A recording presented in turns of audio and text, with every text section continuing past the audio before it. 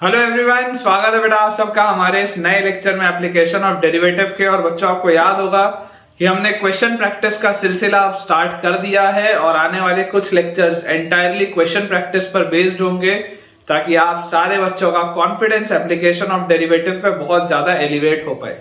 तो चलिए बच्चों अपना अपना आज का लेक्चर स्टार्ट करते हैं। लेकिन आज का लेक्चर शुरू करने के पहले आप सारे बच्चों से ये एक मेरा हम्बल रिक्वेस्ट है कि अगर अभी तक आपने बच्चों हमारा टेलीग्राम चैनल ज्वाइन नहीं किया है तो आप जल्दी से जल्दी हमारे टेलीग्राम चैनल से जुड़िए, जिसका ज्वाइनिंग लिंक आपको नीचे डिस्क्रिप्शन बॉक्स पे दिख रहा होगा।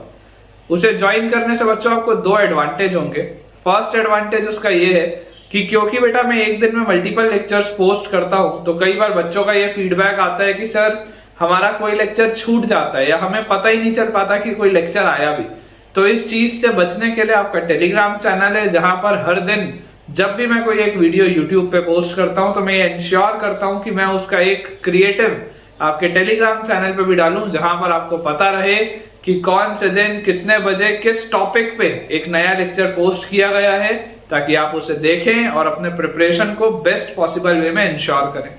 और जो बच्चों सेकेंड एडवांटेज है, जो सबसे बड़ा एडवांटेज है, वो क्या है यार? वो ये है कि यहाँ पर तो मैं आपको बहुत सारे सवालों की प्रैक्टिस करवा रहा हूँ, लेकिन उसके बाद भी मुझे ऐसा पर्सनली लगता है कि यार मुझे इससे ज्यादा आपको क्वेश्चंस की प्रैक्टिस कराने की जरूरत है।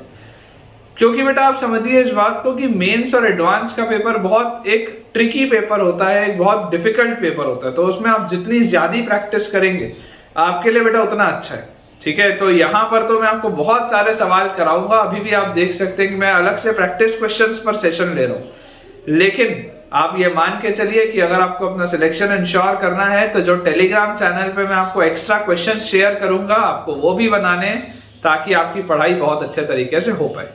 चलिए बेटा स्टार्ट करते हैं अपना आज का लेक्चर। लेकिन आप देख लीजिए, अगर आप डिस्क्रिप्शन बॉक्स देख रहे होंगे तो उसमें आपको एक यूट्यूब चैनल का भी बच्चों लिंक दिख रहा होगा। अब वो यूट्यूब चैनल क्या है? तो बेटा वो मेरा पर्सनल यूट्यूब चैनल है, क्योंकि मुझे ऐसा लगता है कि आपकी इस जर्नी के दौरान कई बार ऐसे इंस्टेंसेस होंगे जब आपको बहुत ही ऐसा लगेगा कि यार डिमोटिवेटेड फील हो रहा है, या एग्जाम क्लियर नहीं होगा, या खुद पर आपको डाउट होना स्टार्ट हो जाएगा।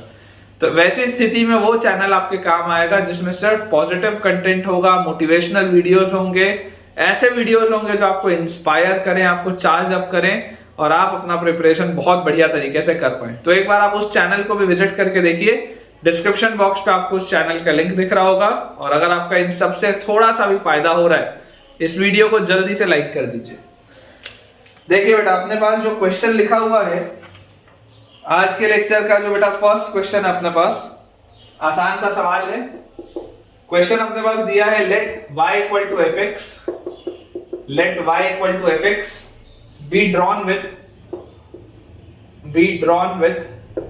let y equal to fx be drawn with f0 is equal to 2, with f0 is equal to 2, and for each real number a, and for each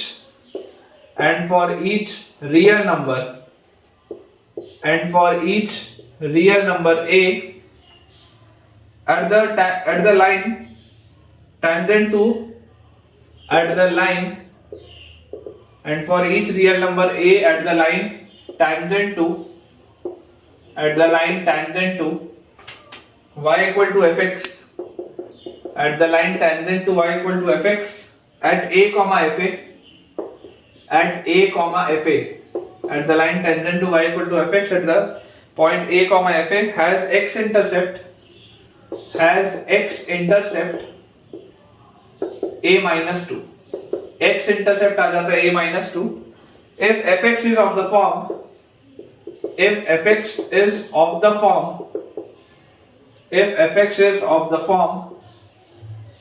किस फॉर्म का अपने पास fx दिया हुआ है?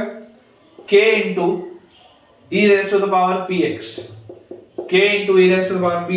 find k by p, ये बच्चों अपने पास question है। देखिए क्या लिखा है अपने पास, y equal to fx be drawn with f0 is equal to 2। ये अपने पास एक इंफॉर्मेशन दिया हुआ है कि फंक्शन की वैल्यू 0.2 है। And for each real number a at the line tangent to y equal to fx at a, fa। आप जब a, fa पर टेंजेंट डालेंगे इस कर्व पे, तो it has the x intercept a minus 2। x intercept की value आपके पास आएगी a minus 2।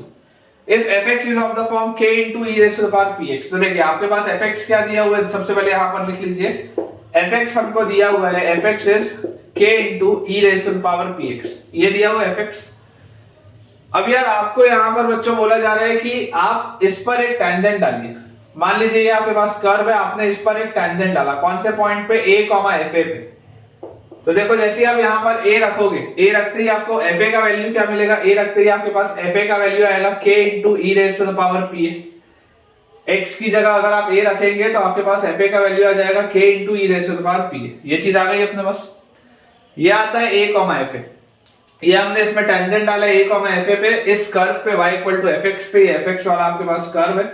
तो इक्वेशन ऑफ टेंजेंट हमारे पास होना क्या चाहिए, y minus y1, y1 is k into e raised to the power p, y minus y1 is equal to slope, इसका differentiation, इसका डिफरेंशिएशन आप लिख लो ऐसे f dash a लिख लो, ऐसे आप f dash x लिखते हैं, x की जगह a तो f dash a, तो into slope into x minus x1, x1 की जगह आप क्या लिखेंगे, x1 की जगह आपके पास यहां से आ जाएगा a। ये होना चाहिए बच्चों इक्वेशन ऑफ टेंजेंट, ठीक है। यहाँ पे f dash a इसका स्लोप है, तो देखो इसको अपन थोड़ा सा सॉल्व करें तो y minus k into e raised to the power pa is equal to f dash, इसका डिफरेंशिएशन क्या होगा, k कांस्टेंट है, e raised to the power px का e raised to the power pa, x की जगह a, और फिर px का डिफरेंशिएशन होता है p, तो यहाँ पे आ गया p। ये अपने पास बेटा पूरी चीज आती है multiplied by x minus a, ये अपने पास लिखा हुआ है। आपको बोला जा रहा है x इंटरसेप्ट की वैल्यू है a minus 2, तो जब आपको x इंटरसेप्ट निकालना होगा तो आप यहाँ पे बोल सकते हैं कि for x intercept y is equal to 0, for x intercept y is equal to 0, तो इसको आप 0 करेंगे। जैसे आप इसको 0 करेंगे तो x इंटरसेप्ट आपके पास कितना आ रहा है, x इंटरसेप्ट आपको बोला जा रहा है x intercept is a minus 2, मतलब आप बोल सकते हैं minus k into e raised to the power pa is equal to k into e raised to the power pa into p into, यहाँ पर आपके पास देखिए क्या लिखा हुआ है, ये बच्चों अपने पास लिखा हुआ है x की जगह a minus 2 और माइनस a, ये लिखा हुआ है। x की जगह मैंने लिखा है ये a minus 2 को, क्योंकि x इंटरसेप्ट a minus 2 हो जाता है। तो यार यहाँ से मुझे देखो k से ये k जाता हुआ दिख रहा है, e की पावर pa से ये e की पावर pa जाता हुआ दिख रहा है, और यहाँ से बच्चों ये जो आपके पास था a और ये वाला माइनस है, ये भी गया, ठीक है। तो अब अपने पास क्या बच गया, यहाँ पर बचा माइनस 2, है ना, माइनस 2 अपने पास बचा विद p, तो minus 2p is equal to minus 1, तो p की वैल्यू यार हाफ आ रही है, देख लो p की वैल्यू बच्चों अपने पास आ जा रही है हाफ, और जैसे ही हमारे पास आ गई p की वैल्यू हाफ, अब अपने को क्या बोला जा रहा है, फंक्शन की वैल्यू 0 पर हमको बोला जा रहा था 2 है। ये अपन ने पूरा सॉल्व कर लिया, p की वैल्यू अपन ने हाफ निकाल ली, हमें ये पता है कि फंक्शन की वैल्यू 0 पर अगर 2 है, इसका मतलब देखो f0 की वैल्यू कितनी होगी, f0 की वैल्यू आपके पास आएगी k into e raised to the power p into 0 is 0, मतलब f0 की वैल्यू k आएगी, और इसकी वैल्यू आपको 2 दी हुई है, इसकी वैल्यू आपके पास 2 दी हुई है। तो यार k की वैल्यू 2 निकल गई, p की वैल्यू 1/2 निकल गई, तो बच्चों k by p क्या होगा, k by p will be 2 upon 1/2, तो 2 upon 1/2 comes out to be 4, 4 is the answer। Check कर लो बच्चों, 4 आपके पास आंसर आएगा, और बिल्कुल सही, बिल्कुल बेटा सही तरीके से अपन ने इसे सॉल्व किया है। अगला बेटा अपने पास जो सवाल लिखा है उसमें दिया है the line y equal to x, the line y equal to x is a tangent to the curve, is a tangent, the line y equal to x is a tangent to the curve, is a tangent to the curve y is equal to px square plus qx plus r। The line y equal to x is a tangent to the curve y is equal to px square plus qx plus r at the point x equal to 1, ठीक है। The line y equal to x is a tangent to the curve y is equal to px square plus qx plus r at the point x equal to 1। फिर लिखा है if the curve passes through the point, if the curve passes through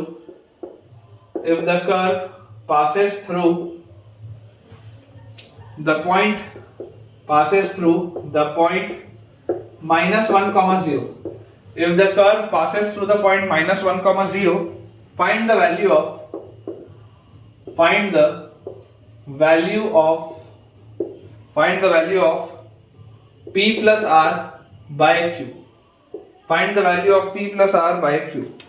ठीक है, हमें बोला जा रहा है कि इस कर्व पर वो टेंजेंट है, that line behaves as a tangent on this curve at the point x equal to 1।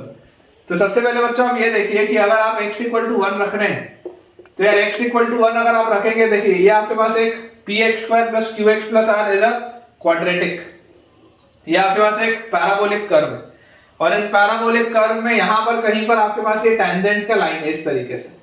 मान लेते हैं यहां पर अपने पास x इक्वल टू, जैसे आप 1 रखेंगे, लाइन है y इक्वल टू x, तो x इक्वल टू 1 रखते ही y भी 1 आ जाएगा, ये बात तो श्योर है। तो ये 1,1 पर बच्चों टेंजेंट आपने डाल दिया। ठीक है, x इक्वल टू 1 पर आपने अगर इसमें टेंजेंट डाला है तो ये आपने यहां पर पुट कर दिया। तो अपने पास एक चीज आ जाती है कि ये जो 1,1 है मस्ट सेटिस्फाई, ये वाली लाइन मस्ट सेटिस्फाई, ये आपका पैराबोला भी must satisfy px square plus qx plus r, इसको ये सेटिस्फाई करेगा, है ना, इज इक्वल टू y। ये वाला जो कर्व है इस पर भी ये सेटिस्फाई करेगा। तो जैसे आप यहां पर 1 रखेंगे तो आपके पास आ जाएगा p plus q plus r is equal to 1। p plus q plus r की वैल्यू आपके पास आ जाती है 1। अब जैसे बच्चों ये चीज अपने पास आ गई, अब अपने पास क्या बोला जा रहा है कि ठीक है इस पर ये टेंजेंट है, अगर ये इस पर टेंजेंट है तो इन दोनों का स्लोप सेम होना चाहिए। इसके अलावा देखो आपके पास एक चीज और है, क्या लिखा हुआ है, if the curve passes through the point -1,0, ये कर्व -1,0 से भी पास हो रहा है, आसान सा सवाल है। तो -1 रखते ही आपके पास आ जाएगा p minus q plus r is equal to 0, ये भी आपके पास रिलेशन आ जाता है, p minus q plus r is equal to 0। यार इससे तो मुझे ऐसा दिख रहा है कि डायरेक्टली ये क्वेश्चन सॉल्व हो गया, इसमें तो और इसमें बेटा कुछ करने की जरूरत नहीं है, ये तो सिर्फ इस इक्वेशन से सॉल्व हो जा रहा है। ठीक है, ये तो सिर्फ इस इक्वेशन से सॉल्व हो जा रहा है। यहां पर देखो आपके पास क्या आ जाएगा, यहां से आपके पास आ जाएगा p plus r is equal to q, तो p plus r by q की वैल्यू तो 1 आ जाएगी। यार इसका आंसर तो 1 आ गया सीधा। अपन ऐसा करते हैं, थोड़ा सा यार सवाल को ना चेंज करते हैं, ऐसा करते हैं p q और r की वैल्यू निकालते हैं, है ना, ये तो नहीं तो बहुत आसान हो जाएगा यार क्वेश्चन। आप ऐसा लिख लो, find the value of p q and r, आप p q और r की वैल्यू बताओ, ये अपन सवाल करते हैं। ठीक है, ताकि सवाल थोड़ा सा तो इसमें इक्वेशन बनाना पड़े। तो ये अपने को एक इक्वेशन समझ में आता है, देखो ये अपने को दूसरा इक्वेशन समझ में आता है कि ये -1,0 से पास होगा। तो अगर ये -1,0 से पास होगा तो आपने यहाँ पर रख दिया, -1 जैसे रखे तो RHS में 0 मिल गया, ये एक इक्वेशन आ गया आपके पास, ये एक इक्वेशन है मेरे पास, है ना, स्टार लगा देता हूं, ये पहला इक्वेशन है, दूसरा इक्वेशन है। और आपको बोला जा रहा है कि ये वाली लाइन इस पर टेंजेंट है, तो अगर बच्चों ये वाली लाइन इस पर टेंजेंट है, मतलब आप इसमें क्या बोल सकते हैं, स्लोप्स अगर आप इक्वेट करें तो यार इसका dy by dx कितना आएगा, dy by dx आपके पास आएगा 2px और plus q, dy by dx मेरे पास आएगा 2px प्लस q। ठीक है, और ये अपन ने किया है at x is equal to 1, आपने कहां पर डाला है, x इक्वल टू 1 पर डाला है। तो this slope must be equal to, ये लाइन का स्लोप, इसका स्लोप क्या है, इसका स्लोप तो 1 है, तो y इक्वल टू x का स्लोप 1 है, इसके बराबर होना चाहिए। तो आप जैसे ही x की वैल्यू 1 डालेंगे तो आपके पास आ जाएगा 2p plus q is equal to 1। ये अपने पास एक रिलेशन है। टोटल देख लो बच्चों 3 रिलेशन आ चुके हैं। यहां से आप अगर p प्लस r को q रख दे, p प्लस r की जगह अगर आप बच्चों यहां से q रख दे तो आपके पास आ जाएगा 2q इज इक्वल टू 1, तो q की वैल्यू आ जाएगी हाफ। और जैसे ही हमारे पास q की वैल्यू हाफ आ जाती है तो यहां पर हाफ रखते ही हाफ उधर जाएगा तो हाफ बचेगा, तो p का वैल्यू आ जाता है 1/4। और अगर p का वैल्यू 1/4 है और q का वैल्यू हाफ है, p का वैल्यू 1/4 और q का वैल्यू हाफ है, मतलब r का वैल्यू भी कितना आएगा, 1/4 आएगा।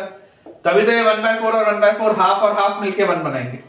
तो ये अपने पास है बेटा इंडिविजुअल वैल्यूज, देख लो q की वैल्यू मैंने निकाल दी, r मैंने निकाल दिया, p भी मैंने निकाल दिया।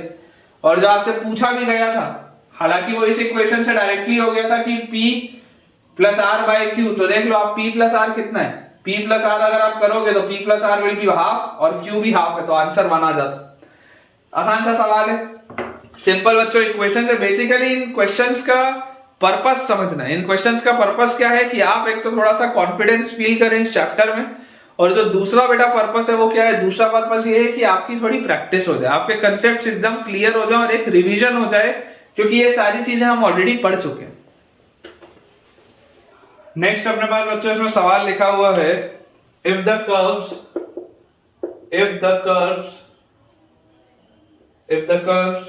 x square by c, if the curves x square by c plus y square by 4, x square by c plus y square by 4 is equal to 1 and y cube is equal to 16x and y cube is equal to 16x, ये अपने पास दिया है. If the curves x square by c plus y square by 4 is equal to 1 and y cube is equal to 16x intersect at right angles, intersect at right angles. तो question अपने पास दिया हुआ है find C.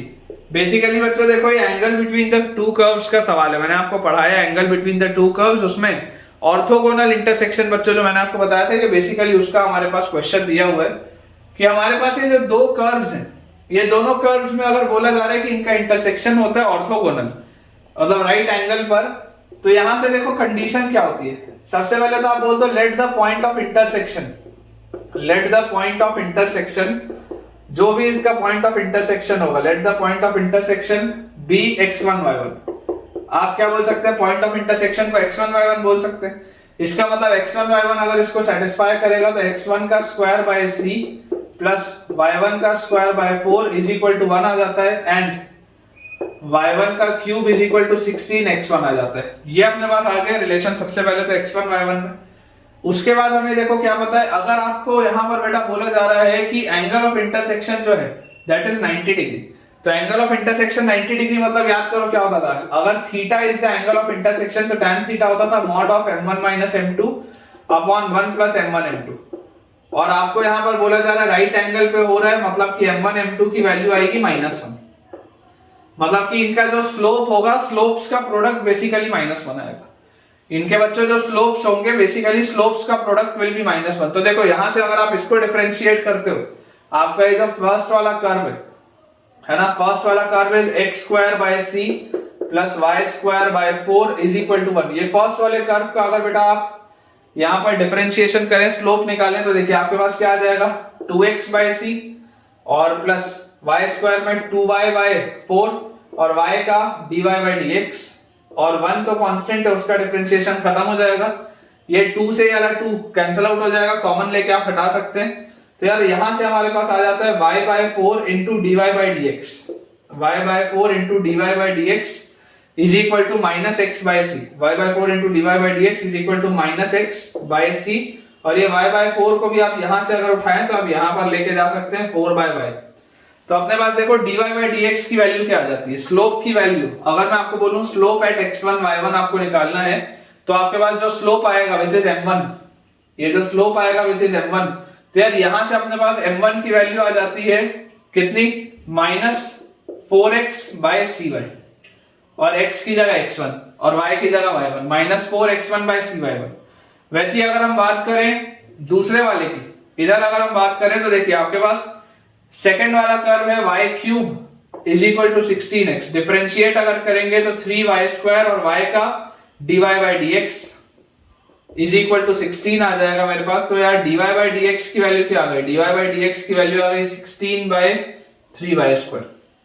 dy by dx की अपने पास value आ जाती है 16 बाय 3y स्क्वायर. अगेन मैं बोलता हूं कि मुझे इसको स्लोप को निकालना है एट x1 y1 और इस स्लोप की वैल्यू आ जाएगी m2. तो यार यहां से इसको आप लिख सकते हैं क्या, 16 बाय y1 का square, this will be 16 by 3y1 का स्क्वायर. तो m2 will be 16 by 3y1 का स्क्वायर. ये बेसिकली जो हमने बच्चों निकाला है दिस इज m1 m2. और इस पूरे की वैल्यू आनी किसके बराबर चाहिए, -1 के बराबर. तो यार ये माइनस से ये माइनस कट गया, तो अपने पास बेसिकली कितना आ गया, देखो अपने पास आ गया 4 into 16 is 64 और x1 64 x1 is equal to, इस पूरे को अगर अपन उधर ले जाएं तो 3c y1 का क्यूब, ये आ जाएगा अपने पास 64 x1 is equal to 3c y1 का क्यूब. तो यार यहां से अपने पास देखो ये y1 क्यूब की वैल्यू किसके बराबर है, 16x1. इस y1 क्यूब के बदले आप लिख लो 16x1. तो ये x1 से x1 भी कट गया और 16 से 64 कटा तो आपके पास आ गया 4. मतलब कि बच्चों जो c की वैल्यू आ रही है it comes out to be 4/3. देख लीजिए c की वैल्यू आपके पास आ जाएगी 4/3. This is your answer, c is equal to 4/3. आसान से सवाल है. एंड आई होप कि आपसे ही बच्चों ये सवाल बन रहे होंगे। आइडियली अगर आप चाहें तो जैसे ही मैं क्वेश्चन लिखता हूं आप वीडियो पॉज करिए और एक बार खुद से भी इसको ट्राई करिए, और जो जो क्वेश्चन आपका सही आता जा रहा है तो आप एक एक बेटा थम्स अप जरूर शो करते जाइए। नेक्स्ट बच्चों अपने पास जो सवाल लिखा है उसमें दिया है, let theta be the acute angle, let theta be the acute angle, let theta be the acute angle between the curves, let theta be the acute angle between the curves। कौन से कर्व्स के बीच में acute angle है? y is equal to x raised to the power x ln x and y is equal to x raised to the power x ln x and y is equal to 2 raised to the power x minus 2 by ln 2, 2 raised to the power x minus 2 by ln 2 at their point of intersection, at their point of intersection, at their point of intersection। ठीक है, ये अपने पास दिया हुआ है, let theta be the acute angle between the curves this at their point of intersection on the line y equal to 0, on the line y equal to 0। कहां पर ये इंटरसेक्ट हो रहे हैं? y equal to 0 वाली line पर ये intersect होते हैं। तो क्वेश्चन है फाइंड tan थीटा। अगेन बहुत सिंपल सवाल, फाइंड tan थीटा। अभी आपको बेटा अब सारे सवाल आसान लग रहे होंगे। क्यों आसान लग रहे हैं? क्योंकि अब चीज आती है। कोई भी बेटा जब हम चीज पढ़ते हैं ना तो हमारे माइंड को मैच्योर होने में थोड़ा सा समय लगता है। ठीक है, तो जब हम इनिशियली कोई चीज पढ़ते हैं तो उस समय वो चीज आपको मुश्किल लगती है, कठिन लगती है, लेकिन एक समय के बाद जब आप उस चीज को ऑब्जॉर्व करना स्टार्ट कर चुके होते हो तो आपको वही चीज सरल लगने लगती है। तो यही बेटा उसका लॉजिक है।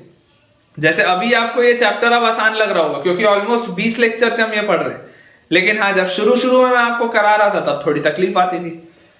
तो देखिए बेटा अपने पास लिखा हुआ है, let theta be the acute angle between the curves x raised to the power x ln x and y is equal to 2 raised to the power x minus 2 by ln 2 at their point of intersection on the line y equal to 0।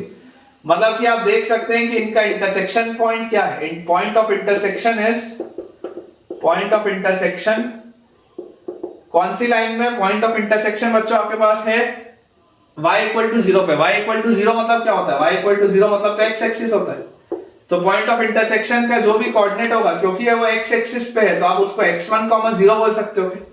Point of intersection बच्चों जो भी होगा आप उसको x1, 0 बोल सकते हैं, और ये x1, 0 जो होगा वो इन दोनों को सेटिस्फाई करना चाहिए। x1, 0 बेसिकली जो दोनों होगा वो इन दोनों को सेटिस्फाई करना चाहिए। तो यार अगर मैं x1, 0 यहां पर रखूं तो मेरे पास आ जाता है 0 is equal to x1 raise to the power x1 ln x1 and आप बोल सकते हैं 0 is equal to 2 raise to the power x1 minus 2 by ln 2।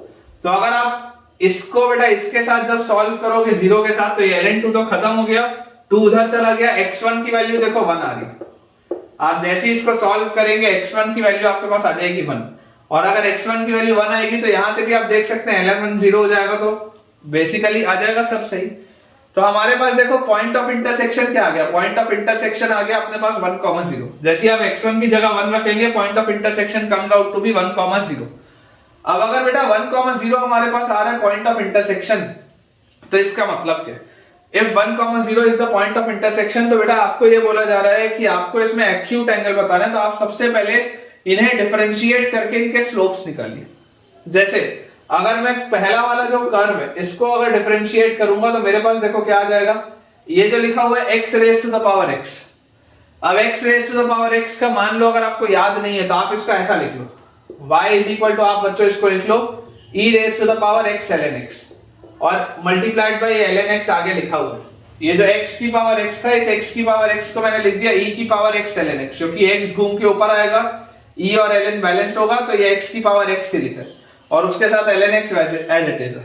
जैसे ही इसमें बच्चों अपन यहाँ पे करेंगे प्रोडक्ट रूल लगाएंगे तो dy by dx, सबसे पहले e raise to the power x ln x constant, ln x का differentiation 1 by x plus ln x constant, e की पावर x ln x का e की पावर x ln x आएगा, और फिर आगे प्रोडक्ट रूल लगाओगे तो x कांस्टेंट ln x का 1 by x और plus ln x constant x का 1। ये चीज आ गई अपने पास। तो यार यहां से बेसिकली बच्चों समझने की आप कोशिश करिए, e की पावर x ln x क्या होता है? ये x की पावर x ही होता है, तो this is x raise to the power x by x सबसे पहले। फिर ये आपके पास क्या लिखा हुआ है, plus ln x into x raise to the power x और plus into 1 plus ln x, ये अपने पास दिया है। ठीक है, ये अपने पास बेटा चीज लिखी है। अब अगर ये हमारे पास पूरी चीज लिखी हुई है और ये आपके पास था dy by dx, this is your dy by dx, तो आपको dy by dx कहां पर निकालना है, आपको बच्चों dy by dx निकालना है 1,0 पे, स्लोप तो वहीं पर निकालना है 1,0 पे। तो आप ये बोलेंगे at 1,0, dy by dx at 1,0।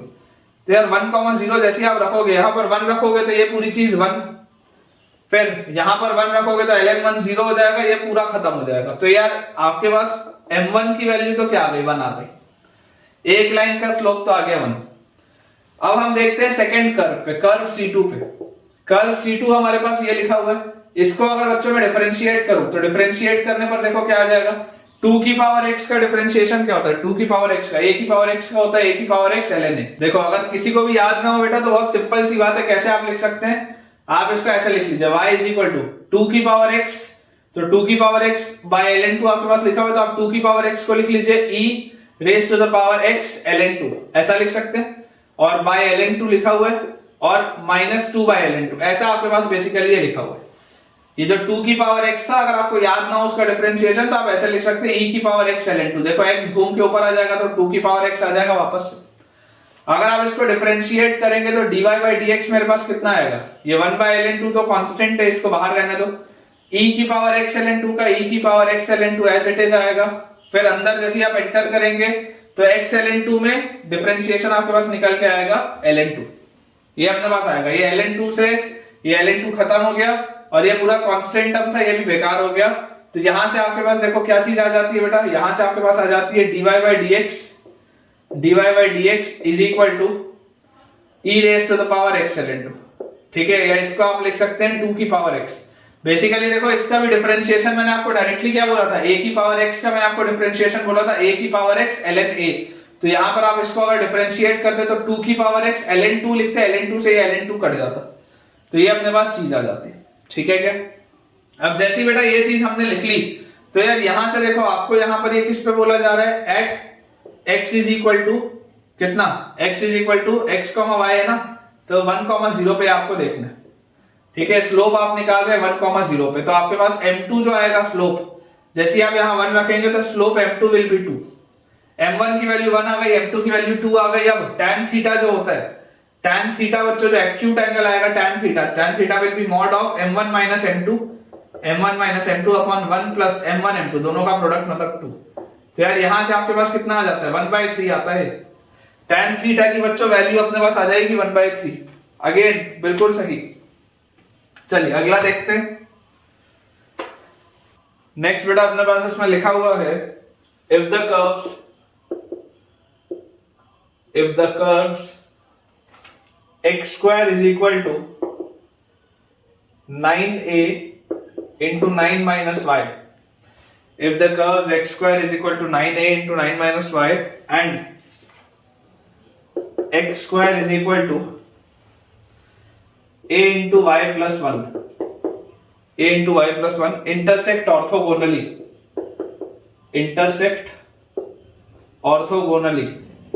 ठीक है, इनका ही बच्चों ऑर्थोगोनल इंटरसेक्शन हो रहा है, इंटरसेक्ट ऑर्थोगोनली, फाइंड ए। ये अपने पास सवाल है कि अगर ये कर्व्स का ऑर्थोगोनल इंटरसेक्शन हो रहा है तो ए का वैल्यू क्या होगा। देखिए समझने वाली बेटा बात है, ऑर्थोगोनल इंटरसेक्शन मैंने आपको अभी अभी थोड़ी देर पहले बताया। तरीका क्या होता है, आप पॉइंट ऑफ इंटरसेक्शन जो होता है आप उसको मान लीजिए कि let the point of intersection be x1 y1। अब अगर point of intersection x1 y1 होगा तो यहां से मैं बोल सकता हूं x1 square is equal to 9a into 9 minus y, और यहां से मैं बेटा बोल सकता हूं x1 square is equal to a into y1 plus 1। ये अपन बोल सकते हैं x1 y1 बच्चों डालते हैं यहां पे, और क्योंकि ये ऑर्थोगोनल इंटरसेक्शन है तो m1 m2 की वैल्यू -1 होनी चाहिए। तो अपन सबसे पहले देखो m1 की वैल्यू निकालते हैं। m1 की वैल्यू क्या होगी, कर्व 1 पे बच्चों अगर आप dy by dx निकालो, dy by dx भी कौन से पॉइंट पे, x1 y1 पे। तो यार देखो इसको आप जैसे डिफरेंशिएट करोगे, डिफरेंशिएट करते ही आपके पास क्या आ जाएगा, आपको यहां से मिल जाएगा 2x is equal to 9a, constant है बाहर का बाहर, और फिर 9 का डिफरेंशिएशन खत्म और माइनस y का माइनस dy बाई dx, ये आएगा अपने पास।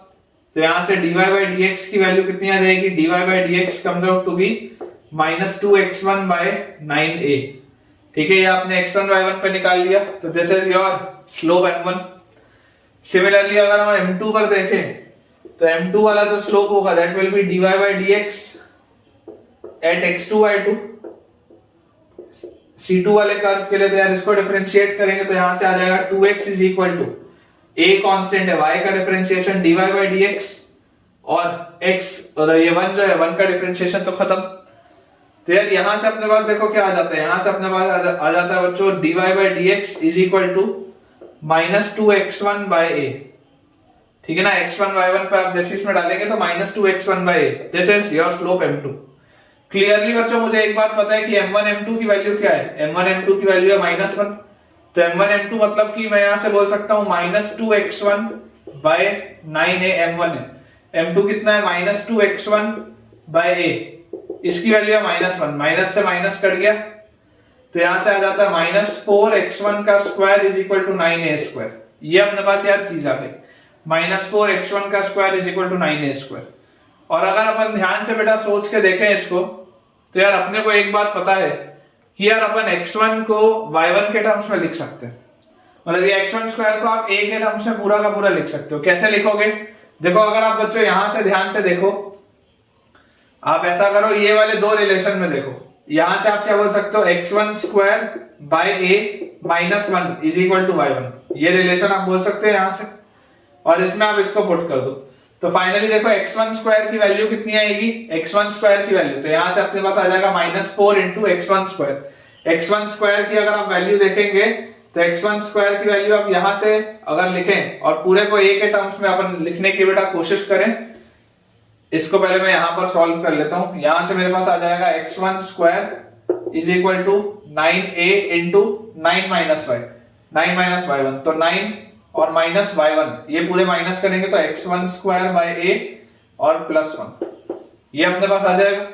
तो यहां से अपने पास क्या आ जाता है, देखो ध्यान से, this is x1 square is equal to 9a into अंदर अपने पास आ जाता है 9 + 1 10, तो 10a minus x1 square by a, तो ये a से ये a कैंसिल आउट हो गया, तो अपने पास आ जाता है यहां से x1 square is equal to 9 into 10 is 90a और उसके बाद -9x1 स्क्वायर, तो ये -9x1 स्क्वायर आ जाएगा यहाँ पे, ये चीज उधर जाएगी तो 10x1 square is equal to 90a, या x1 स्क्वायर की वैल्यू बच्चों अपने पास आ जाएगी 9 है, ये आ जाएगा। देख लो इसको सॉल्व करके, इसको बेटा एक बार ठीक कर लेना। यहाँ पे तो अपन ने निकाल लिया, ये मुझे लग रहा है थोड़ा सा यहाँ पे शायद गलती हो गई है, dy बाई dx की वैल्यू है 2x बाई a आएगी, ये माइनस जो लिख दिया ना इसको 2x1 बाई a कर लो, यहाँ पे थोड़ी सी बेटा गलती हुई थी, इसको अपन ठीक कर लेते हैं। This was 2x1 by a, तो ये वाले माइनस से बेसिकली वाला माइनस कट जाएगा, तो अपने पास आ जाएगा 4x1 का square is equal to 9a square. ठीक है, अब x1 स्क्वायर का वैल्यू 9a आ गया, तो 4 into 9a is equal to 9a square आ गया अपने पास, 9 से 9 कटा, और a का वैल्यू 0 हो नहीं सकता बेटा, क्योंकि अगर a का वैल्यू 0 होगा तो दोनों कर्व इक्वल हो जाएंगे, तो बेसिकली एक a से एक a भी कटा, तो आप देख सकते हैं a का वैल्यू आपके पास आ जाएगा 4, a का वैल्यू बच्चों अपने पास आ जाएगा 4, बिल्कुल सही। चलिए अगला सवाल सॉल्व करते हैं। क्वेश्चन बच्चों अपने पास इसमें लिखा हुआ है the absolute value of k, the absolute value of k, the absolute value of k for which the curves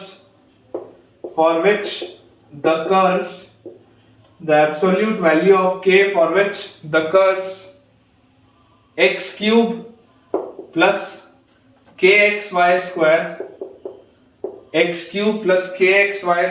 is equal to -2, x cube plus kxy square is equal to -2 and 3x square y minus y cube and 3x square y minus y cube equal to 2 are orthogonal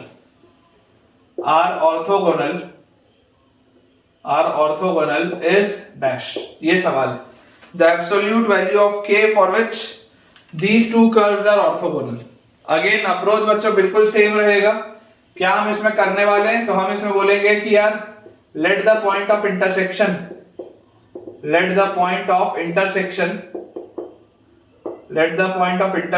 be x1 y1.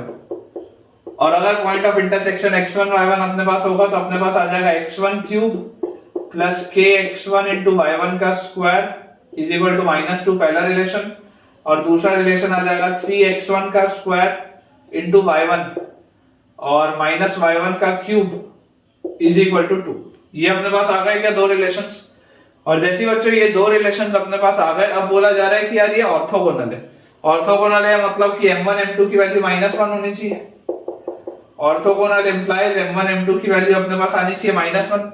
तो सबसे पहले जो first अपना curve है, first वाले curve में अगर हम बेटा स्लोप की बात करें तो इसको डिफरेंशिएट करेंगे तो x क्यूब का 3x स्क्वायर और फिर kxy स्क्वायर का अपने पास आ जाएगा k constant, x constant, y square का 2y dy by dx, और उसके बाद k कांस्टेंट है, y स्क्वायर कांस्टेंट, x का डिफरेंशिएशन 1 और इज इक्वल टू -2 है, -2 का डिफरेंशिएशन 0. ये चीज आ जाती है अपने पास. तो यार जैसी बच्चों ये चीज अपने पास आ जाती है, क्लियरली आपको देखो दिखाई देता है कि यार अगर ये मेरे पास लिखा हुआ है तो dy by dx की वैल्यू मेरे पास क्या आएगी. अगर मैं dy by dx बोलूं, dy by dx, और ये भी मैं बोलता हूं at x1 y1, dy by dx बच्चों मैं बोलता हूं at x1 y1, तो dy by dx की वैल्यू मेरे पास आ जाएगी -3x1 का स्क्वायर माइनस k y1 का square upon 2k x1 y1.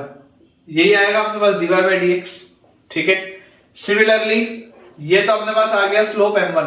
अब अगर हम बात करें स्लोप m2 की कर्व c2 के लिए, सेकंड वाले कर्व के लिए, तो सेकंड वाले कर्व में बच्चों आप देख सकते हैं कि जैसे आप इसको डिफरेंशिएट करेंगे 3x स्क्वायर कांस्टेंट y का dy by dx plus 3y constant x square का 2x और माइनस y क्यूब का 3y स्क्वायर और y का dy by dx, this is equal to 0.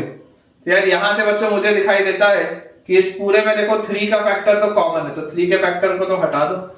तो यार यहां से dy by dx की अगर मैं वैल्यू देखूं तो dy by dx at x1 y1 क्या आ जाएगा मेरे पास. dy by dx अगर हम हटा दे तो ये जो 2xy उधर जाएगा तो -2x1 y1 और डिवाइड किससे होगा, तो यहां पर है x स्क्वायर और यहां पर है -y स्क्वायर, उससे नीचे आ जाएगा तो this will be x1 square minus y1 square.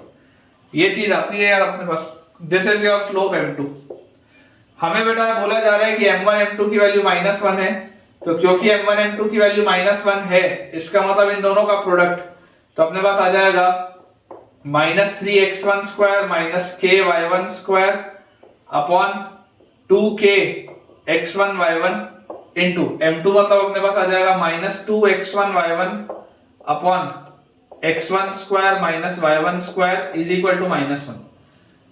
तो बच्चों बहुत आसानी से आप देख सकते हैं x1 y1 और x1 y1 तो जाएगा, ये माइनस से माइनस जाएगा, ये 2 से ये 2 भी कटेगा. फाइनली अपने पास देखो बचता क्या है, अपने पास यहां पर बचता है -3x1 square minus k y1 square is equal to, ये k अपने पास इससे मल्टीप्लाई होकर उधर जाएगा तो this will B k x1 का स्क्वायर माइनस k y1 का स्क्वायर. यार ये माइनस k y1 स्क्वायर भी कट गया, मतलब कि यार k की वैल्यू क्या आ रही है, अगर x1 स्क्वायर से x1 स्क्वायर कटेगा तो k की वैल्यू आ रही है -3. ठीक है. तो यही निकालना था कि एब्सोल्यूट वैल्यू ऑफ k निकालना है, तो आंसर क्या आ जाएगा, आंसर अपने पास आ जाएगा 3. k की वैल्यू -3 आ रही है, लेकिन जब आप एब्सोल्यूट वैल्यू बच्चों निकालेंगे तो एब्सोल्यूट वैल्यू क्या होती है, मॉड्यूलस वाली वैल्यू, तो मॉड्यूलस वाली वैल्यू अपने पास आ जाएगी 3.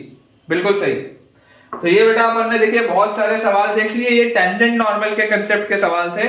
अब मैं आपको बच्चों जो सवाल कराऊंगा वो बेस्ड होके मोनोटोनिसिटी पे. देखिए सवाल बच्चों अपने पास लिखा हुआ है, अब जितने सवाल होंगे सारे मोनोटोनिसिटी पर बेस्ड होंगे. द इक्वेशन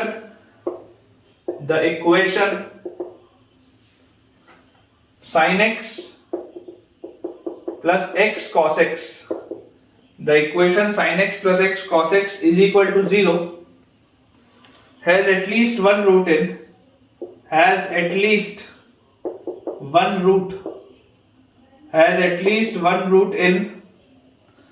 ऑप्शंस में आपको देता हूं. फर्स्ट ऑप्शन है माइनस पाई बाय 2 से 0। सेकेंड ऑप्शन अपने पास है 0 से पाई। थर्ड ऑप्शन अपने पास है पाई से 3 पाई बाय 2। एंड फोर्थ ऑप्शन बेटा अपने पास दिया हुआ है 0 से पाई बाय 2। ये अपने पास है। ठीक है, बोला जा रहा है the equation sin x plus x cos x has at least one root। अब इसके बेटा देखो मल्टीपल तरीके हैं। मैं आपको मेथड 1 बताता हूं जो मोस्ट लॉजिकल मेथड है जो कोई भी बच्चा सोच सकता है। मेथड 1 क्या बोलता है कि आप इसको लिख लो sin x is equal to minus x cos x, या आप बोल सकते हो tan x is equal to minus x. ऐसा अपन बोल सकते हैं sin x is equal to minus x cos x, या हम यहां से बोल सकते हैं tan x is equal to minus x. अब जैसे बच्चों हमने ये चीज बोल दी कि tan x की वैल्यू माइनस एक्स के बराबर है, जरा सोच के देखिए आप बेसिकली सिर्फ इसे अगर ग्राफ इसका बना लें तो यार इसका देखो ग्राफ आपके पास कैसा होगा। अगर हम बेटा tan x की बात करें, tan x की बच्चों अगर हम बात करें, ये अपन इंटरवल बना लेते हैं। ठीक है, ये अपने पास आ गया माइनस पाई बाय 2 से पाई बाय 2, और आपके पास टोटल पाई और 3 पाई बाय 2 तक ही आपको ये कंप्यूट करना है। तो ये अपने पास इस तरीके से बना हुआ है ऐसा। ये आपका एक्स एक्सिस है, ये अपना आ गया एक ग्राफ इधर पे, और यहां पर ये है 0, और वैसे ही ये पाई पर भी 0 होगा, तो आपका ये ग्राफ ऐसा होगा इस तरीके से। ये आपका बेटा ग्राफ का देखो पैटर्न एक बन जाएगा। ठीक है, अब जैसे ही बच्चों ये अपने पास ग्राफ का पैटर्न बना, तो इस ग्राफ के पैटर्न के लिए आप ऑब्जर्व करिए कि हो क्या रहा है। ये हमारा ग्राफ है from 0 this is minus pi by 2, this is 0, this is pi by 2, this is pi, and this is 3 pi by 2। मुझे यहाँ पर क्या दिख रहा है, मुझे यहाँ पर दिख रहा है कि यार माइनस पाई बाय 2 से 0 ये tan x का ग्राफ है। माइनस एक्स का ग्राफ कैसा होता है, माइनस एक्स का ग्राफ तो ऐसा होता है, y equal to minus x का ग्राफ तो बच्चों इस तरीके का होता है। ठीक है, this is the graph of y equal to minus x. अब अगर बेटा ये मेरे पास माइनस एक्स का ग्राफ है, इसका मतलब मैं यहाँ से देखो क्या बोल सकता हूँ, इस माइनस एक्स के ग्राफ को बेटा मैं देख के बोल सकता हूँ दिस इज माइनस एक्स। इस ग्राफ को बेटा मैं यहां से देख के बोल सकता हूं कि यार ये इसके साथ एक बार तो यहां पर इंटरसेक्ट कर रहा है और एक बार यहां पर कहीं पर इंटरसेक्ट करेगा। ये बात आप गारंटी से बोल सकते हैं। ठीक है, उसके बाद आप देखो अगर आप बोलते हैं कि इसका सॉल्यूशन आपको मिले, तो यार माइनस पाई बाय 2 से 0 में कभी इसका सॉल्यूशन मिलेगा क्या? माइनस पाई बाय 2 ओपन से 0 ओपन में तो कभी सॉल्यूशन नहीं मिलेगा। ए आंसर तो नहीं हो सकता। अच्छा, क्या इसका आंसर कभी भी 0 से पाई बाय 2 में इसका सॉल्यूशन मिलेगा क्या? 0 से पाई बाय 2 में ये ऊपर है, इसका ग्राफ नीचे, ये आंसर कभी नहीं हो सकता। पाई से 3 पाई बाय 2 में, पाई से लेकर 3 पाई बाय 2 में क्या इसका कभी भी सॉल्यूशन मिलेगा क्या? ये भी नहीं हो सकता। लेकिन 0 से पाई में, 0 से पाई में आप 100% बेटा बोल सकते हैं कि इसका सॉल्यूशन होगा। मतलब इसका आंसर है बी ऑप्शन। ठीक है, इसका आंसर बच्चों अपने पास आ जाएगा B option, which is completely accurate, बिल्कुल सही है बेटा। अब अगर ये चीज हमको समझ में आती है तो ये तो है मेथड 1, ये आसान है समझना। मेथड 2 जो दिखता नहीं बच्चों को लेकिन हो रहा होता है method 2, which is Rolle's theorem. Method 2 होता है रोल्स थ्योरम। रोल्स थ्योरम अगर आप बच्चों ध्यान से सोचें तो रोल्स थ्योरम आपको क्या बोलता है? जब भी रूट की बात हो रही हो, एटलीस्ट की बात हो रही हो, रोल्स थ्योरम सोचना चाहिए। तो आप ऐसा सोचो, आप फंक्शन अज्यूम कर लो x sin x। Rolle's theorem का पूरा खेल होता है कि हम फंक्शन क्या लें। तो मैंने आपको सिखाया था कि अगर आपके पास कोई कंडीशन लिखी हुई हो तो ये कंडीशन का जो इंटीग्रल होता है आप उसे फंक्शन मानते हैं। मैंने आपको बताया था कि अगर बेटा आपके पास fx is equal to gx एक कंडीशन आपको लेके आनी है, तो आप fx माइनस gx को इक्वल टू 0 रखेंगे और आप एक फंक्शन लेंगे इंटीग्रल hx, और इसको आप मानेंगे इंटीग्रल hx को, आप hx को बच्चों आप बोलेंगे fx माइनस gx। ठीक है, और आप फंक्शन कंसीडर करेंगे इंटीग्रल hx। ये मैंने आपको सिखाया था। तो जैसे ही आप इंटीग्रल hx में आप जैसे बेटा रोल्स लगाएंगे, तो इसमें रोल्स लगाते इसका डेरिवेटिव 0 आएगा, इसका डेरिवेटिव मतलब यहां से hx आएगा, ये आएगा, ये आएगा और ये रिलेशन आ जाएगा। ये मैंने आपको करना ऑलरेडी सिखाया हुआ है। तो इसको बेटा देखिए थोड़ा सा अपन ढंग से सॉल्व करने की कोशिश करते हैं। तो यहां से देखिए बेटा आपको बस अब रोल्स में ये देखना है कि आपको कौन से इंटरवल में रोल्स को लगाना है। तो अगर आप ध्यान से सोच के देखेंगे कि अगर मैं 0 से पाई का इंटरवल रोल्स में लगाऊं, तो 0 से पाई में देख लो इसका सेम इंटरवल आ जाएगा। 0 पर भी इसकी वैल्यू 0 की तरफ जा रही है, पाई पर भी इसकी वैल्यू 0 की तरफ जा रही है। और जैसे ही आप इसमें बच्चों रोल्स लगाएंगे आपको दिखाई देगा कि इसका डैश जो होगा f डैश x वो कम से कम एक बार 0 होगा, या आप बोल सकते हैं कि f डैश c कम से कम एक बार 0 होगा। तो इसका डेरिवेटिव क्या होता है? x कांस्टेंट sin x का cos x और plus sine x constant x का 1 and this will be equal to 0। तो यार जैसे ये वाली कंडीशन आपकी आ गई तो यही तो आपको करना था।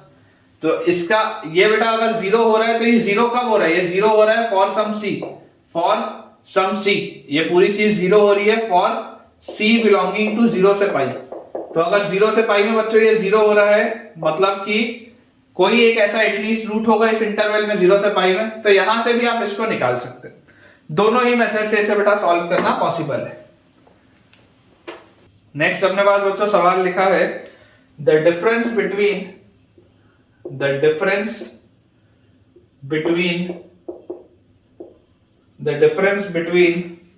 the greatest and the least value, the difference between the greatest and the least value, the difference between the greatest and the least value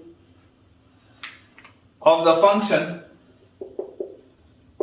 function fx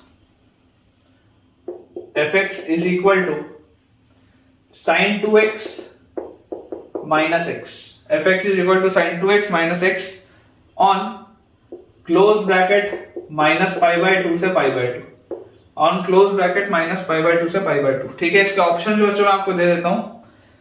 पहला ऑप्शन अपने पास है पाई, दूसरा ऑप्शन है 0, तीसरा ऑप्शन अपने पास दिया हुआ है √3/2 और plus pi by 3 and fourth option है -√3/2 प्लस 2π/3। ये दिया बेटा। अब देखिए क्या लिखा हुआ है, the difference between the greatest and the least value of the function. इसकी ग्रेटेस्ट और लीस्ट वैल्यू के बीच का आपको बच्चों डिफरेंस बताना है इस इंटरवल में। तो समझने की देखिए कोशिश करते हैं कि यार ग्रेटेस्ट और लीस्ट वैल्यू का कंसेप्ट कहां से आता है, इसका डेरिवेटिव निकालने से आता है। आपको देखना पड़ेगा ये इंक्रीजिंग और डिक्रीजिंग कहां पर बेसिकली हो रहा है, और उसके बाद बाउंड्री पॉइंट्स पर भी हमको इसकी वैल्यू चेक करनी पड़ेगी। तो यार आप ऐसा करो, सबसे पहले तो इसको डिफरेंशिएट करो। f' क्या आता है ये देखो। तो जैसे आप इसको डिफरेंशिएट करेंगे साइन का cos, तो cos 2x into 2 और -x का -1, तो ये आपके पास आ गया 2 cos 2x -1। ये अपने पास आ रहा है। अब ये पूरी चीज 0 कब होगी? ये पूरी चीज 0 होगी जब cos 2x की वैल्यू आएगी हाफ। और cos 2x की वैल्यू हाफ मतलब क्या होता है? cos 2x अगर आपको हाफ बेटा मिल रहा है मतलब कि cos 2x is 2 cos square x -1, इसकी वैल्यू होगी हाफ। तो यार यहां से आपके पास आ जाएगा cos square x is equal to, देखो ये 1 plus half is 3/2, this is 3/4 और cos square x is equal to 3/4 मतलब cos x की वैल्यू आ जाएगी √3/2 या इसकी वैल्यू आ जाएगी -√3/2।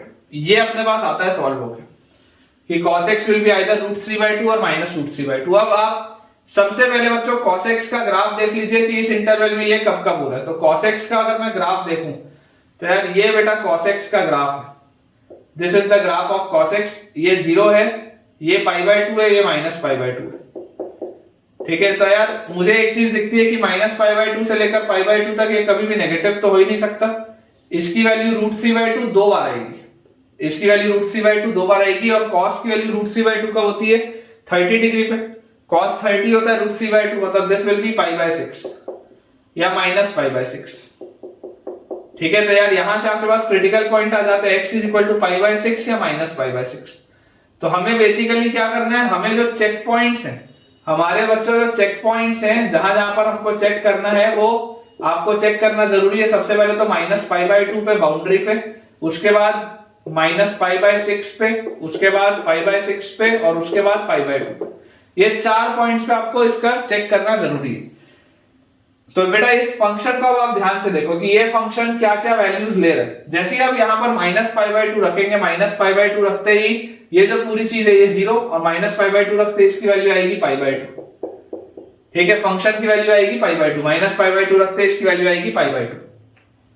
वैसे ही अगर आप π/2 रखोगे तो π/2 रखते ही देखो ये खत्म हो जाएगा, वापस 0 हो जाएगा और π/2 रखते ही इसकी वैल्यू आएगी -π/2, फंक्शन की वैल्यू आएगी -π/2। अब अगर मैं -π/6 रखूं, -π/6 रखने पर क्या होगा? तो जैसे आप यहां पर बच्चों रखोगे -π/6, तो -π/6 रखते ही π/6 रखते ही 2 और 6 कटेगा तो π/3, sin 60 is √3/2, तो -√3/2 और फिर -π/6 रखेंगे तो +π/6, तो π/6 -√3/2। इस पर वैल्यू आएगी π/6 -√3/2। और अगर हम प्लस पाई बाय 6 रखें तो प्लस पाई बाय 6 रखते ही हमको क्या मिलेगा, 2 into pi by 6 is pi by 3 sine pi by 3 is root 3 by 2, तो root 3 by 2 minus pi by 6, this is root 3 by 2 minus pi by 6। ये एक वैल्यू आ रही है, ये दूसरी वैल्यू आ रही है, ये तीसरी वैल्यू आ रही है और ये चौथी वैल्यू आ रही है। ये चार वैल्यूज अपने पास आती हैं। और अगर बच्चों ये चार वैल्यूज अपने पास आती हैं तो यहां से आप ऑब्जर्व करें कि सबसे बड़ी और सबसे छोटी वैल्यू क्या है। तो यार मुझे क्लियरली बेटा एक चीज तो दिखाई दे रही है कि सबसे बड़ी तो यार यही दिख रही है वैल्यू, क्योंकि पाई बाय 2 अप्रोक्सीमेटली 1.57 होता है।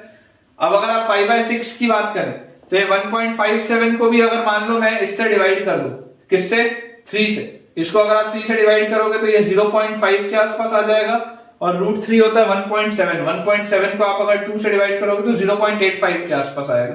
तो यार ये तो नेगेटिव आ रहा है, ये नेगेटिव आ रहा है। और ये जो आपके पास लिखा हुआ है रूट 3 माइनस पाई बाय 6, तो रूट 3 बाय 2 देख लो आपके पास कितना आ जाएगा, this will be 1.7 by 2 is 0.85 और 0.85 और माइनस ये जो अपने पास चीज आएगी ये 0.5 के आसपास, तो ये आएगा तो पॉजिटिव लेकिन अप्रोक्सीमेटली 0.3 0.4 के आसपास होगा। और ये जो माइनस पाई बाय 2 है this will B approximately minus 1.57। तो मुझे यार एक चीज दिखाई देती है कि इसका बीच में लोकल मैक्सिमा और लोकल मिनिमा तो आएगा, लेकिन जो ग्रेटेस्ट और लीस्ट वैल्यू है, इसकी ग्रेटेस्ट वैल्यू आएगी पाई बाय 2। इसकी जो ग्रेटेस्ट वैल्यू बच्चों आएगी, greatest value will be pi by 2 at x is equal to minus pi by 2, इस बाउंड्री पे आएगा ये। और जो इसका लीस्ट वैल्यू आएगा, इसका लीस्ट वैल्यू बच्चों अपने पास आ जाएगा माइनस पाई बाय 2 और ये आएगा at x is equal to pi by 2, again boundary पे आएगा माइनस पाई बाय 2। ठीक है, पाई बाय 2 पे इसकी वैल्यू आएगी माइनस पाई बाय 2। तो बोला जा रहा है difference between the greatest and the least value, सबसे बड़ी वैल्यू और सबसे छोटी वैल्यू का डिफरेंस, तो दोनों का डिफरेंस क्या आ जाएगा, पाई आ जाएगा। बहुत आसान सी बात, ठीक है, क्या देख लो बेटा, पाई आ जाएगा इसका आंसर। ठीक है, क्रिटिकल पॉइंट्स पे भी अपन ने निकाल के देख लिया, पाई बाय 6 पे इसकी वैल्यू आएगी root 3 by 2 minus pi by 6 और माइनस पाई बाय 6 पे इसकी वैल्यू आएगी pi by 6 minus root 3 by 2। Finally इसकी मैक्सिमम वैल्यू आएगी पाई बाय 2 एंड इसकी मिनिमम वैल्यू आएगी माइनस पाई बाय 2। बिल्कुल सही। चलिए अगला देखते हैं बेटा। नेक्स्ट बेटा अपने पास जो क्वेश्चन लिखा है उसमें दिया है, अगले सवाल में अपने पास लिखा हुआ है if fx is equal to 4x cube minus x square minus 2x plus 1, 4x cube minus x square minus 2x plus 1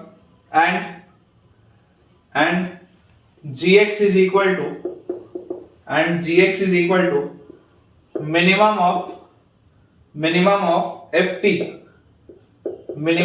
ft, जहां पर हमको दिया है 0 is less than equal to t is less than equal to x और ये लिखा हुआ है 3 माइनस x और इसमें आपके पास जो x है, x का बच्चों मूवमेंट दिया हुआ है 0 से 1, x का मूवमेंट है 0 से 1 और यहां पर आपके पास x का मूवमेंट दिया हुआ है बिटवीन 1 एंड 2, x का मूवमेंट यहां पर अपने पास दिया हुआ है बिटवीन 1 एंड 2। फिर लिखा है then find the value of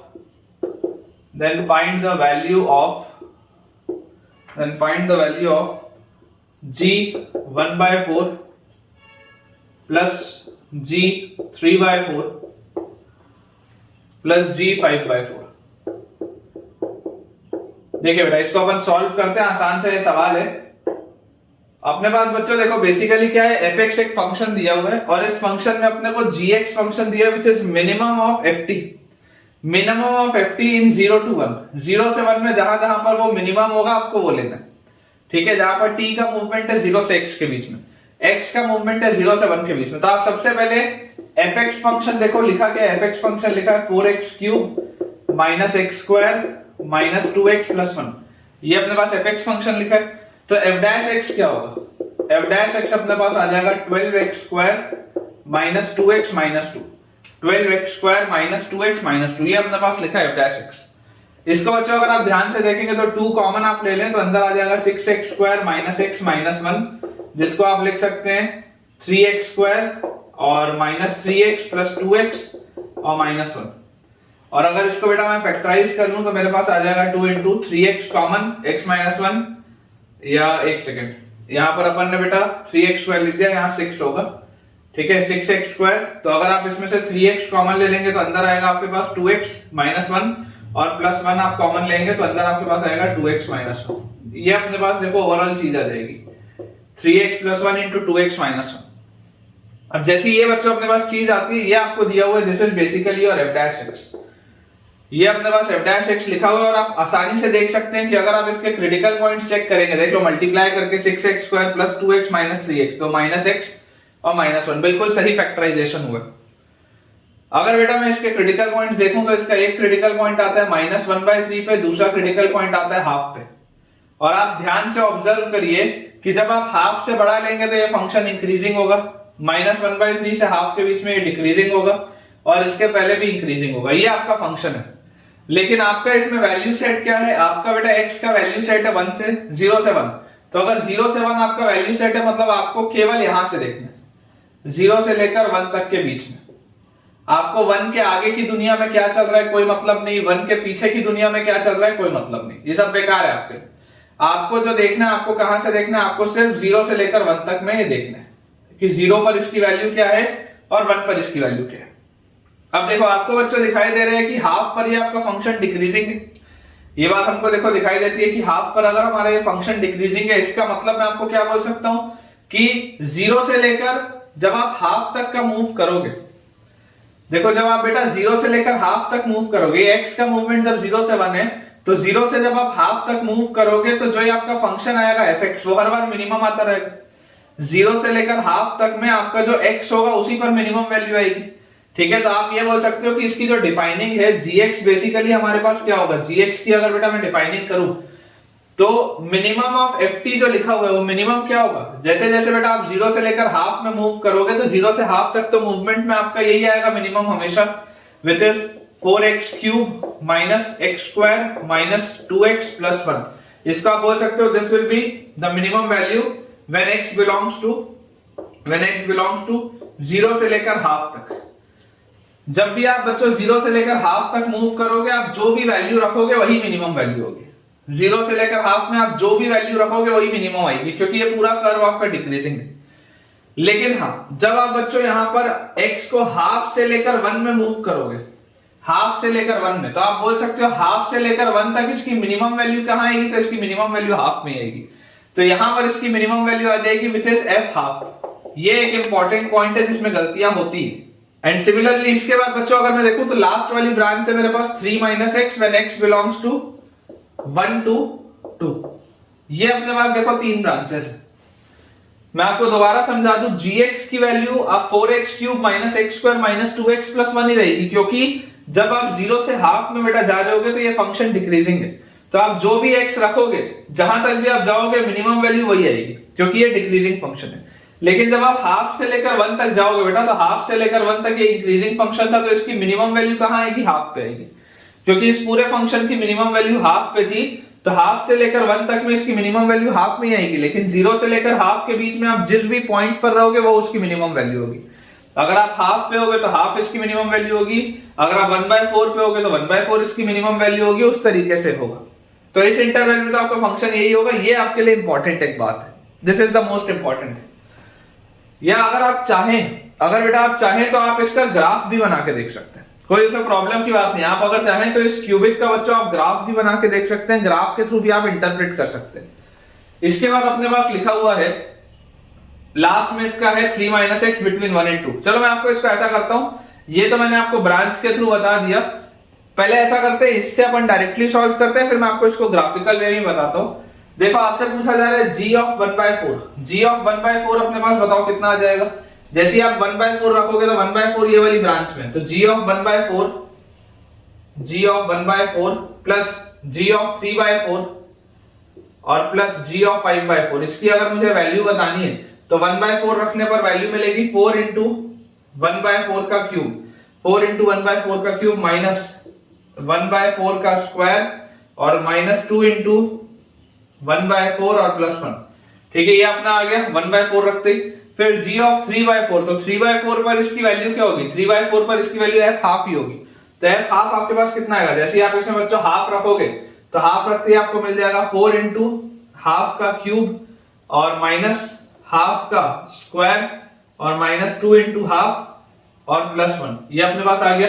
और उसके बाद लास्ट में आपके पास है g ऑफ 5/4, 5/4 इस ब्रांच में आएगा तो इसके हिसाब से इसकी वैल्यू क्या आ जाएगी, +3 - 5/4। ये अपने पास ओवरऑल आएगा आंसर। तो देखिए बच्चों, अगर आप इसको सॉल्व करेंगे, हमको दिखाई दे रहा है ये +1 और ये 2 × ½ ये -1, ये कैंसिल आउट हो जाएगा। और अपने को यहाँ पर देखो क्या क्या बेटा दिखाई देता है कैंसिल आउट होता हुआ। तो यार ये 1/4 का क्यूब है, एक 4 से कटेगा तो 1/4 का स्क्वायर मतलब आएगा ये 1/16, फिर 1/4 का स्क्वायर मतलब -1/16, यार ये तो कैंसिल आउट हो गया। फिर -2 × 1/4 मतलब -½ फिर +1 और उसके बाद ये 1/8 और 4 तो +½ तो यार ये भी कैंसिल आउट हो गया।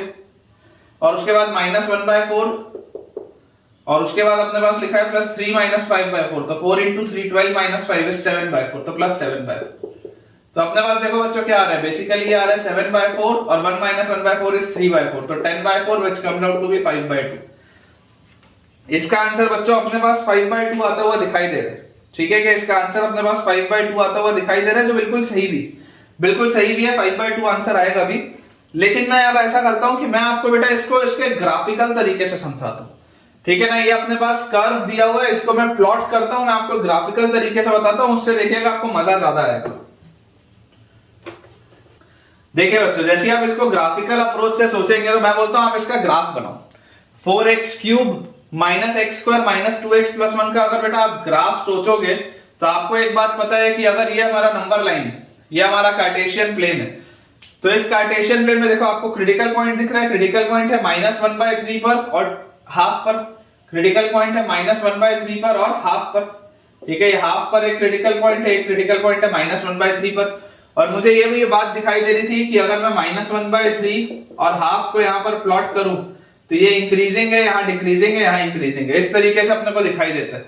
मतलब कि ये ऐसे यहां तक बेटा ऐसे इंक्रीज करेगा, -1/3 तक इंक्रीज करेगा और उसके बाद 0 पर इसकी वैल्यू देखो कितनी आ रही है, 0 पर इसकी वैल्यू आ रही है 1, उसके बाद मतलब ये डिक्रीज करेगा, तो ऐसा ये इंक्रीज करेगा और उसके बाद ये डिक्रीज करेगा, 0 पर इसकी कुछ वैल्यू 1 आएगी और ये ½ तक बेटा डिक्रीज करेगा, ये ½ तक ऐसे डिक्रीज करेगा। ½ पे इसकी वैल्यू देखते हैं कितनी आ रही है, तो ½ अगर आप रखेंगे तो ½ रखते ही बेटा ये हो जाएगा 1/8, तो 4 × 1/8 मतलब 1/2, फिर ½ आप यहां पर रखेंगे तो ½ का स्क्वायर मतलब -1/4, फिर ½ रखेंगे तो -1 + 1, ये कैंसिल आउट हो गया, 1/4 आ रही है वैल्यू, देखो पॉजिटिव है तो यहां तक ये डिक्रीज हुआ और उसके बाद ये फिर इंक्रीज होगा। इस तरीके का आपके पास ये क्यूबिक का कर्व बनना चाहिए, ये बात तो क्लियर, क्यूबिक का कर्व ऐसे ही बनता है। अब यहां पर देखो आपको बोला जा रहा है कि 0 से 1 के बीच में मिनिमम आपको जो पॉइंट होगा वो लेना है, 0 से 1 के बीच में। तो यार ये आप ध्यान से देखो कि आपके पास ये है 0 का पॉइंट, यहां पर कहीं पर आपके पास आएगा 1 का पॉइंट, तो 0 से 1 में आपके पास जो मिनिमम है आपको वो लेना है। 0 से 1 में बच्चों जो आपको मिनिमम है आपको वो लेना है। तो आप समझने की इसमें कोशिश करिए कि देखिए आप अगर इसका ग्राफ देखेंगे, ये आपके पास इसका ग्राफ बना हुआ है, आपको दिखाई दे रहा है कि ½ पे इसकी वैल्यू आ रही है मिनिमम। तो जब आपका बेटा ये ग्राफ आपने इस तरीके से लिया तो यहां पर आप देखो ध्यान से, ये आपका पॉइंट डिक्रीज होना स्टार्ट हुआ, ये डिक्रीज हो रहा है, तो 0 से ½ तक तो यही आएगा आपके पास पॉइंट, 0 से ½ तक, क्योंकि यहां पर तो जैसे जैसे आप आगे बढ़ते जा रहे हो वैसे वैसे आपकी वैल्यूज डिक्रीजिंग आपको मिलती जा रही है, तो ½ तक तो आपको यही कर्व मिलेगा, ये 0 से लेकर ½ तक यही वाला बच्चों कर्व मिलेगा। देखो इसको, जिसको मैं इस तरीके से किया ये क्योंकि डिक्रीजिंग में, लेकिन जैसे आप ½ के आगे जाओगे तो ½ के आगे जाते ही यार अब इसकी मिनिमम वैल्यू क्या है ½ पे, तो ½ के आगे तो यार आपको ये मिनिमम वैल्यू यही वाली कंटिन्यू हो जाएगी, ये जो f½ था, तभी तो मैंने यहाँ पर f½ लिखा था, ये जो वैल्यू है ये क्या है, ये f½ है। और उसके बाद फिर आपके पास देखो ये बेटा 1 के आगे क्या है, 1 के आगे आपके पास कर्व है 3 - x, तो 3 - x की लाइन कैसी होगी, 3 - x की लाइन इस तरीके की कुछ होगी जिसका कि y इंटरसेप्ट 3 आएगा, स्लोप इसका -1 आएगा, इस तरीके की लाइन आपके पास आएगी 3 - x। तो उस तरीके से बस इसको बना के अप्रोच करना, बहुत आसान सी बेटा ये बात है। देखिए बेटा अगला सवाल अपने पास लिखा है, the values of p for which the function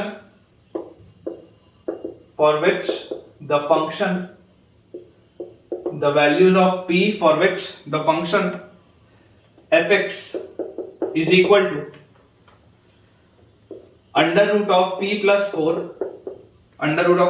4 divided by 1 - p -1 into x raised to the power 5 - 3x plus ln 5 decreases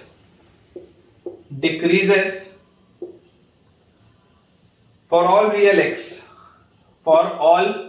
real x is dash। ये बेटा अपने पास देखो सवाल लिखा हुआ है, ठीक है, देखते हैं इसको। हमें देखो बेटा बेसिकली बताना क्या है, हमें बेसिकली बस ये बताना है कि कौन सी p की वैल्यूज के लिए ये फंक्शन आपका हमेशा डिक्रीजिंग है। तो सबसे पहले तो आप इसको देखो ध्यान से, यहां पर आपके पास p+4 रूट के अंदर है, तो सबसे पहले तो p+4 greater than equal to 0 होना चाहिए। p+4 आपका ग्रेटर देन इक्वल टू 0 होना चाहिए, सबसे पहली बात। दूसरी बात, आपको ये 1 p नीचे दिख रहा है, तो p की वैल्यू 1 के बराबर नहीं होनी चाहिए, ये बात भी आपको यहां से दिखाई देती है। और इसके बाद अब आपका सवाल स्टार्ट होगा कि अगर आपको इसको डिक्रीज कराना है, अगर आपको बच्चों डिक्रीज कराना है फॉर ऑल x, अगर आपको इसको डिक्रीज कराना है for all x belonging to real number, तो डिक्रीज कराने के लिए क्या होता है कि इसका जो डेरिवेटिव होगा, इसका derivative must be less then और इक्वल टू 0, क्योंकि मैंने आपको बताया पैरामीटर वाले सवाल में इक्वालिटी लगाते हैं। आप ऐसा करो बेटा, इस पूरे को फिलहाल के लिए आपको एक कांस्टेंट मान लो k, फिलहाल के लिए पूरे को आपको एक कांस्टेंट मान लो k। तो ये fx क्या लिखा हुआ है, fx लिखा हुआ है k into x की power 5 minus 3x plus ln 5, तो f dash x क्या आ जाएगा 5 into k into x की power 4, 5 into k into x की पावर 4, और उसके बाद आ जाएगा -3। ये पूरी चीज लेस देन इक्वल टू 0 होनी चाहिए, ये बात क्लियर है। ln 5 तो फालतू लिखा हुआ है कांस्टेंट टर्म है। अब जैसे बेटा ये मेरे पास आ गया, तो यार यहां से मेरे पास आ जाता है k की वैल्यू, तो यार यहां से आप देखो 5k into x की power 4 is less than equal to 3 आ रहा है, और k आ जा रहा है less than equal to 3 by 5x raised to the power 4, ये अपने पास चीज आ जा रही है। तो k की जो वैल्यू होनी चाहिए, k की वैल्यू इस पूरे से छोटी होनी चाहिए for all x, for all real x k की वैल्यू इस पूरे से छोटी होनी चाहिए। तो यार इसकी मिनिमम वैल्यू क्या होगी इस पूरे की, अगर आप बेटा मिनिमम वैल्यू देखेंगे तो यार x raised to the power 4 1 by x raised to the power 4 आपके पास लिखा हुआ है। ये मिनिमम कितना होगा जब x मैक्सिमम होगा, क्योंकि देखो आपके पास समझ में आओ, समझो बेटा इस बात को, ये पूरी चीज को अगर मिनिमम करना है तो इसकी मिनिमम वैल्यू से इसको छोटा करना पड़ेगा, है ना। इसका मतलब क्या है, this implies k must be less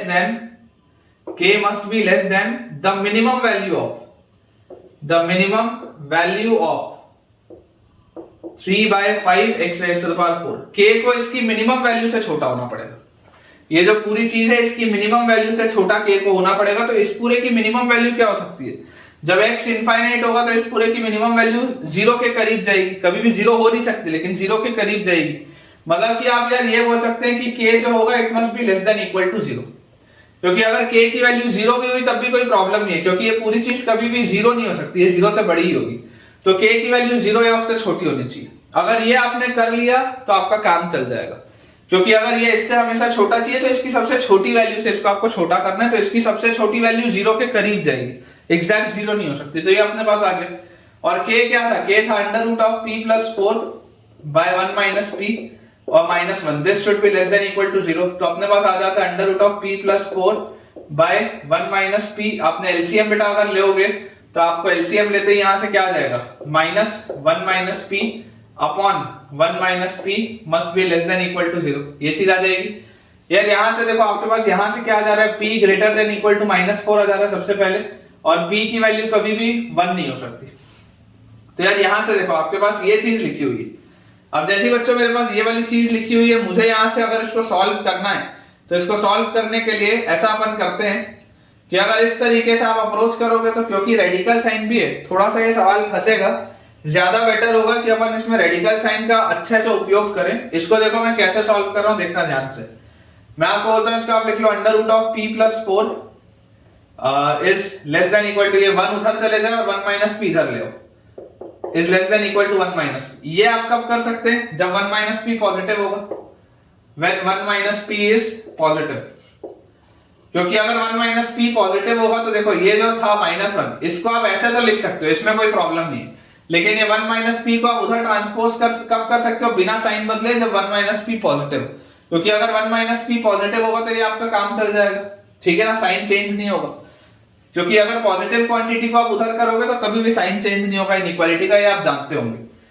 तो आपको दिखाई दे रहा है कि यार एक ये पॉजिटिव क्वांटिटी अंडर रूट वाली वो एक और पॉजिटिव क्वांटिटी से छोटी है, तो आप स्क्वायर कर सकते हैं क्योंकि दोनों पॉजिटिव क्वांटिटी है तो स्क्वायरिंग पॉसिबल है।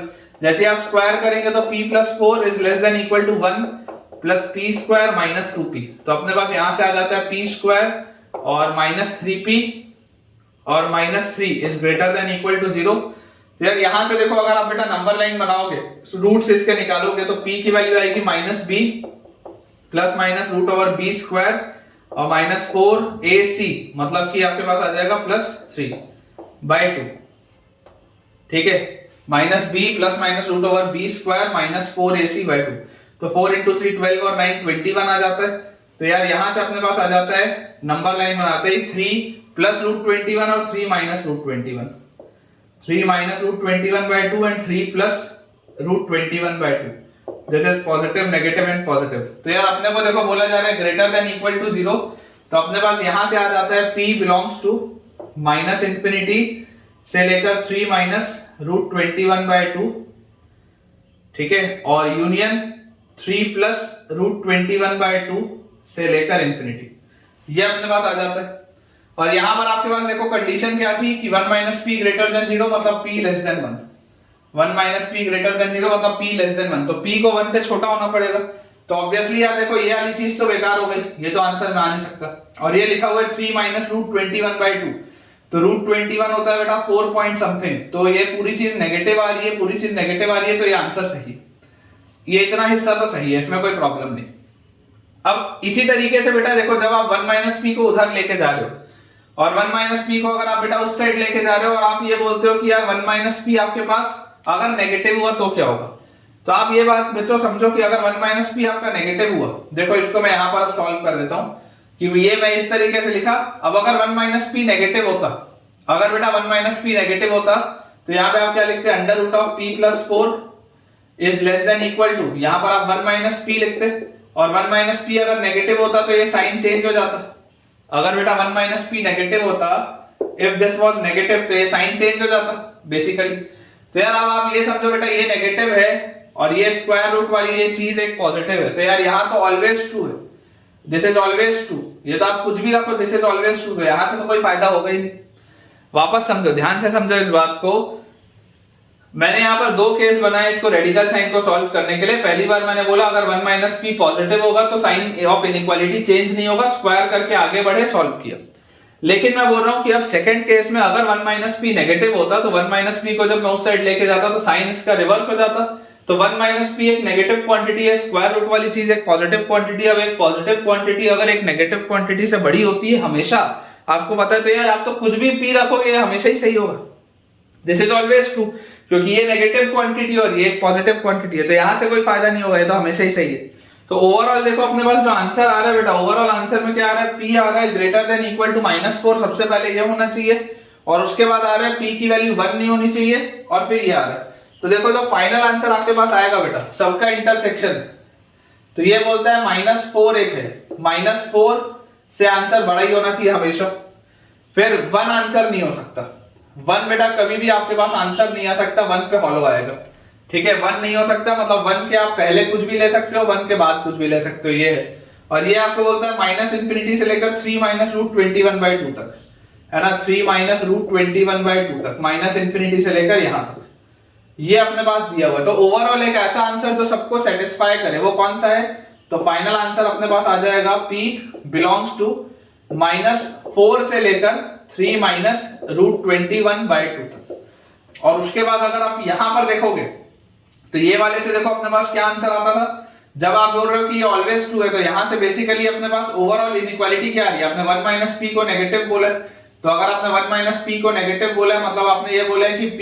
इज ग्रेटर देन 1, यहां से आप बोल रहे हैं p ग्रेटर देन 1, और p आप 1 से अगर बड़ा कुछ भी डालोगे, इसमें अगर आप p 1 से बड़ा कुछ भी डालोगे तो ये हमेशा ही पॉजिटिव आएगा, मतलब ये वाला भी पूरा आंसर आपका सही है।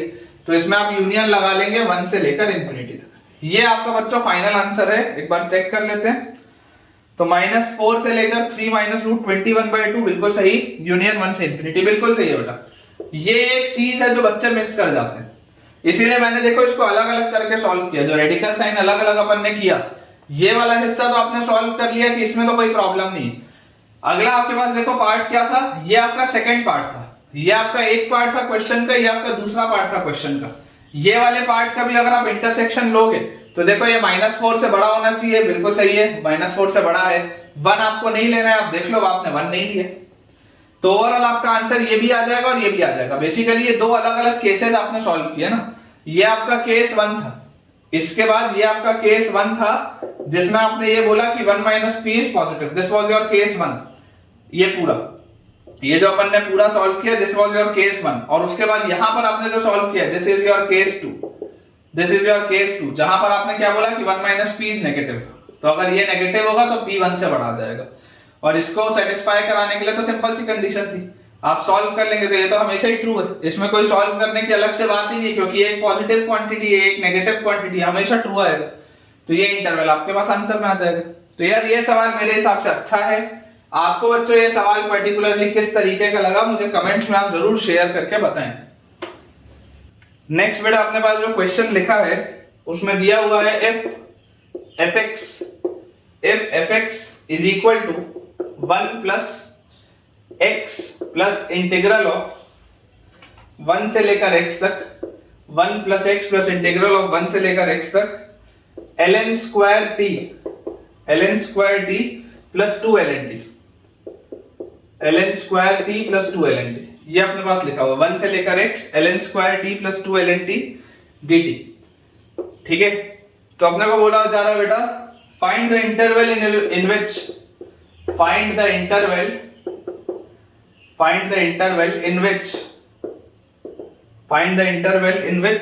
fx increases, ये अपने पास सवाल है। सिंपल सा बच्चों ये सवाल है, कोई बहुत डिफिकल्ट क्वेश्चन है नहीं है, आसान सा सवाल है, बनना चाहिए सबसे।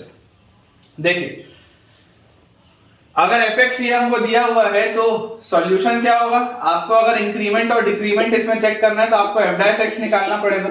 जैसे आप इसको डिफरेंशिएट करेंगे 11x लगेगा, x का डिफरेंशिएशन 1 और प्लस इसका डिफरेंशिएशन में 11x मतलब ln square x plus 2 ln x, एकदम सिंपल यही आएगा आपके पास f'। तो ये बेसिकली क्या लिखा हुआ है, ये लिखा हुआ है ln x plus 1 का स्क्वायर, ये बच्चों अपने पास लिखा हुआ है ln x plus 1 का स्क्वायर, और आप बोल रहे हैं कि यार ये आपको चाहिए पॉजिटिव, तो यार एक परफेक्ट स्क्वायर तो हमेशा पॉजिटिव होता है ना। f' बच्चों आपको अगर इंक्रीजेस चाहिए तो आप यहां पर ग्रेटर देन इक्वल टू 0, ये हमेशा ही होगा, हमेशा पॉजिटिव है ना यार, अगर ये हमेशा पॉजिटिव है मतलब ये हमेशा ही इंक्रीजिंग है, तो दिस इज ऑलवेज इंक्रीजिंग। बस इसमें एक आपको अब सवाल ध्यान रखना है डोमेन का, आपको इसमें सिर्फ एक सवाल ध्यान रखना है डोमेन का।